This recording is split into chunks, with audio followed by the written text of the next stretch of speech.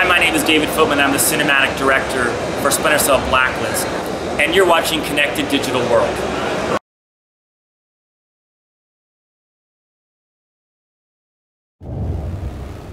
Later this year, Ubisoft will be releasing the new Splinter Cell game called Blacklist. A few months ago, we caught up with David Footman, who's the cinematics director on Blacklist, and we talked to him about various things. Enjoy the interview. My name is David Footman. I'm the cinematics director on Splinter Cell Blacklist. Excellent. So, what exactly does that job entail? Well, that's a good question. I think there's more acronyms in the film or in the games industry than in any other industry I've ever worked in. When I first started, I was called a FMV director, which is a full motion video director. I've been called an NIS director, non-interactive sequence director, and scripted event director. All of them mean working with narrative and development teams to get a game story. And then taking the game story, working with a screenwriter to create scenes within the game, working with a narrative designer to get story through all the other channels, environmental, VO, and camera language into the game. Working with a performance capture crew, actors and producers to get animation inside the game for cutscenes and for scripted animations. And then I work with level design directors, art directors, audio teams, and anybody I can find to try to get them all in game, which pretty much means standing on my head for about 3 months. So, with obviously a game like Splinter Cell Blacklist, it's a heavy action game. What sort of challenges did that bring from a motion capture perspective? Splinter Cell Blacklist, I'm calling a monster game because it's very deep and very wide in terms of in terms of the story, in terms of the gameplay, and our premise for the game is a very extra-personal conflict. So Sam is faced with a blacklist list of targets with timers, invisible enemy, all directed at America, and he's been told to take the gloves off to stop it as soon as possible, which is a strong and compelling premise, and requires a lot of action, to resolve the conflict. So I think that bad people don't say bad things. Bad people do bad things. We judge characters by their actions, and the premise of Blacklist requires a lot of action from Sam Fisher and the 4th Echelon team. So when we started off figuring out how we were going to realize all of the performance capture, we knew right away that we were going to have to be able to do action over dialogue for most of our scenes. And to me that means instead of having an action-oriented gameplay sequence that ends up in talking heads, somehow a payoff for what just happened or delivering some kind of exposition for the next action block of the game, we wanted our scripted events to be action over dialogue so that you wouldn't really be able to tell when the gameplay ended and when the scripted event began. They flew, there were walk and talks, they were dynamic, they were moving, there was fighting during the scripted events, so we needed to be able to capture everything at once. We needed to do it with a lot of physicality and a lot of elite moves, so we knew that everything had to happen at the same time, voice, body, and facial animation.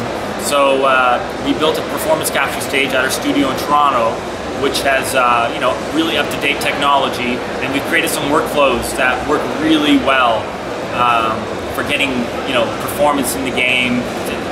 I call it the Filmic pipeline that we're using right now, and I don't think we have any technology that's any different from any other game studio, Ubisoft or across the spectrum. I think what we are doing is we're using it in different ways, and it's more of a filmic workflow, whereas we're using the edit bay a lot more than you would in a normal animation pipeline. Everything we do is actually done to camera, so we use reference cameras, cinematic cameras in the volume. Actors are always acting to cameras. We're actually cutting together what we want to put in the game on video with sound and sound effects ahead of time, so we're visually validating everything in terms of time, tempo, and performance. Whereas the old way of doing motion capture, we'd have cameras on the outside of the volume and everybody would be really small and you wouldn't really find out what you had until it was too late. It would be very, very far down the pipeline. So it's a very visual base, it's actor-driven, Filmic pipeline. We did all of that, and what we found is that it allows us to shoot quite a few more scenes than we were able to do in the past, because the pipeline is very efficient. We're also able to focus in on performance because everything is visually validated. And it's kind of changed the way we work on the mocap floor, in the sense that, you know, a big scene on a film and TV set, they might shoot it for 6 hours.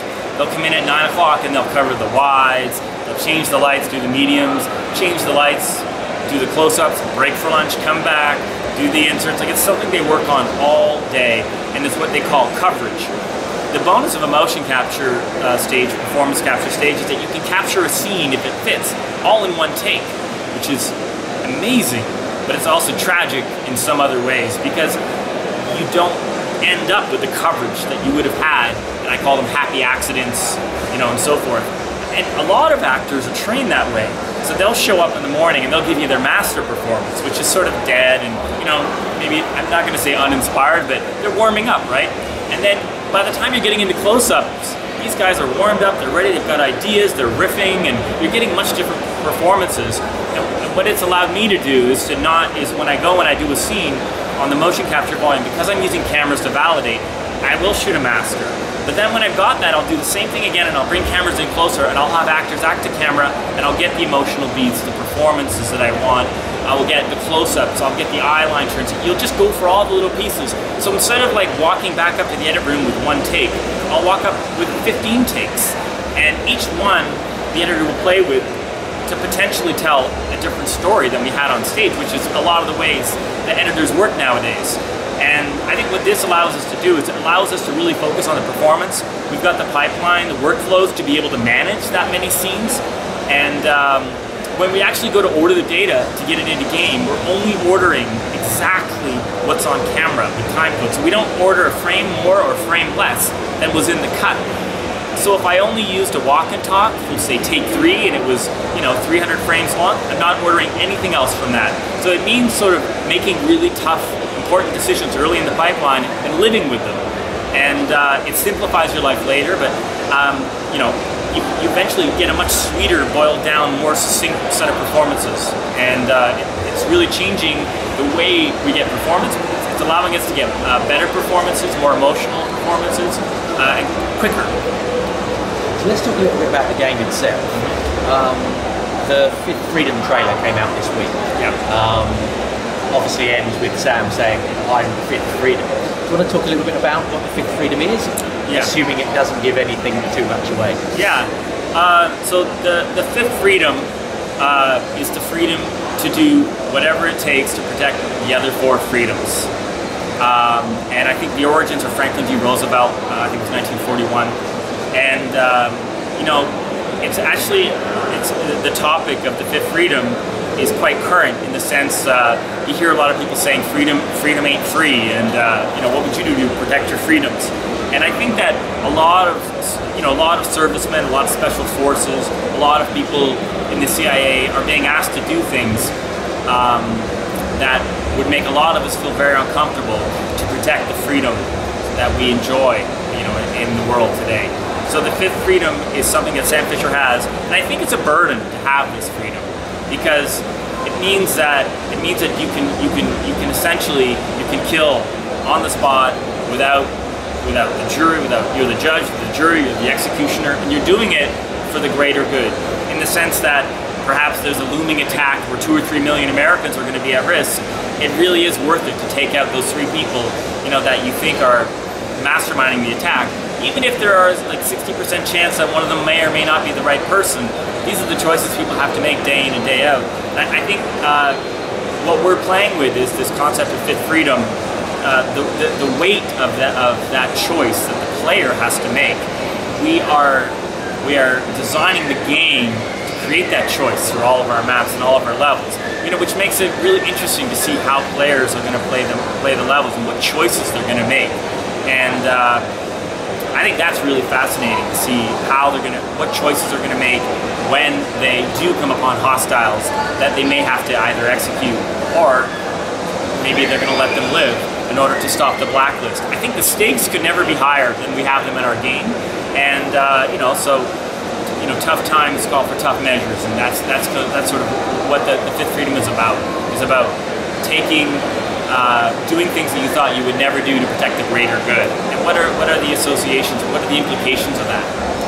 It's the obvious comparison, I suppose, is Sam Fisher and Jack Bauer doing a similar sort of thing. You've got a female president in 24, you've got a female president in this game. So I think that's quite good, because a lot of people sort of go, oh yeah, I've watched 24, and so now I'm kind of almost getting to play that kind of character. And it seemed from the trailer as well that this looks quite personal for Sam.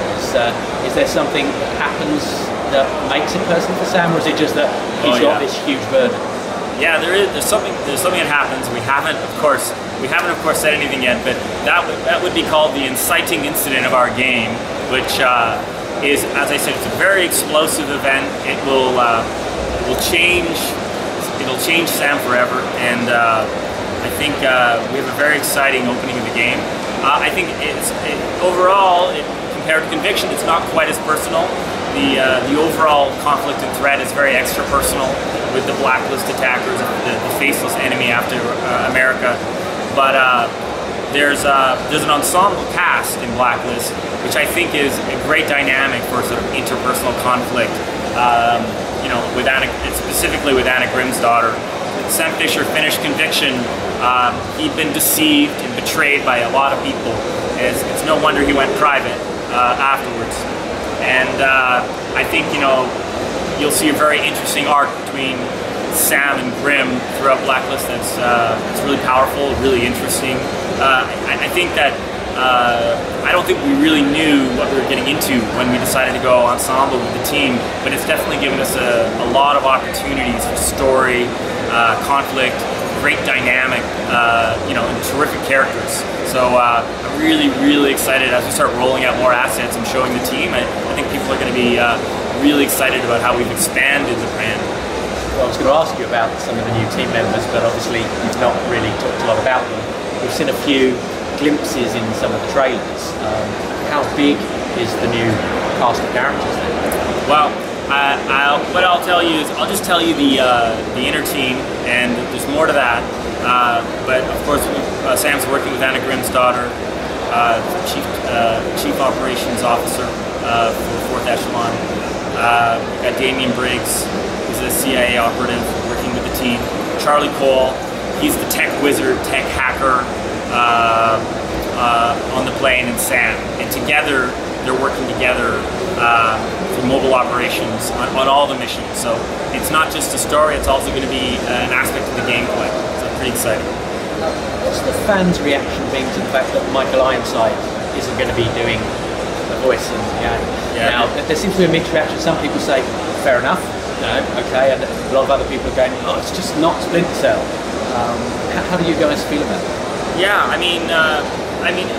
I guess the reaction has been pretty strong for a lot of fan groups, and we understand that there was a lot of love for Ironside. He has a great, iconic voice. He's been the voice of Sam for so long, but we made a really tough decision early in production, and it really had more to do with the kind of story we wanted to tell, and the kind of technology we wanted to use, and the timeline that we had to tell it in. When we, years ago when we did motion capture, it used to be face, body, and voice. We would do it separately. I call it karaoke acting. Nobody likes that. And Michael Ironside would tell you right from the get-go that it would probably be the worst thing about working in games back then, was that you were having somebody else do your body that you're doing your voice to. It's frustrating. Why is he moving like that? But we've already recorded the voice. Or it would be, I wouldn't do that. Why? I want that done again. So it's definitely a really challenging way to work, and now most game studios are using full performance capture. It's faster, you're retaining more of the performance, and you're able to do a lot more action over dialogue, and it's just a better way to capture performances. Everyone's doing it, so it's what they did in Avatar. So early in the going, we knew we wanted to tell a lot of story. Our philosophy was action over dialogue. We don't want gameplay action sequences ending in talking heads, right? Which is like, at the end of the day, that's probably all we can really afford. When you're mixing it all together, like we did the old way, action over dialogue means that we keep people moving. They're doing stunts while they're talking. They're descending on rappel lines. They're dropping down. It's very action oriented. That's why we wanted to do our story. So we needed a very physical performance for Sam Fisher for the time that we had to shoot all of our cinematics. So that and the story really drove our decision, which was really hard. But I think Michael understood and he was very supportive. And us working with Eric Johnson, and he, as it turns out, he's a really good friend of Eric Johnson. So, you know, I don't think it could have gone to a better actor. Talk a little bit about, there's different gameplay. Obviously, you can play the game by going in there and just killing everything that moves, or you can go in there and do it in a very sort of stealth, sort of Sam Fisher way of doing things. Can the player actually choose one path, or does he have to do a bit of everything? They can choose. They can combine it. They can choose one over another. It really depends on the player. I think that it'll also depend on the maps. I think that, you know, action structure with peaks and valleys, I think is very attractive. You know, than having just a peak of, you know, kinesis all through the level of shooting. So I think it lends itself towards really good structure. All the levels are designed for both kinds of gameplay. Some levels players will probably choose to go one way or another because it'll be the best way to get through that part of the level. It's not really my expertise, but I have seen the amount of work and energy going into the level design to handle both kinds of gameplay, and it's immense. They're putting a lot of effort into that. And when's the game out? Spring 2013 we come out. What's the formats? We'll be out on Xbox, PS3, and I don't know if we've announced PC or not yet. Thank you very much for your time.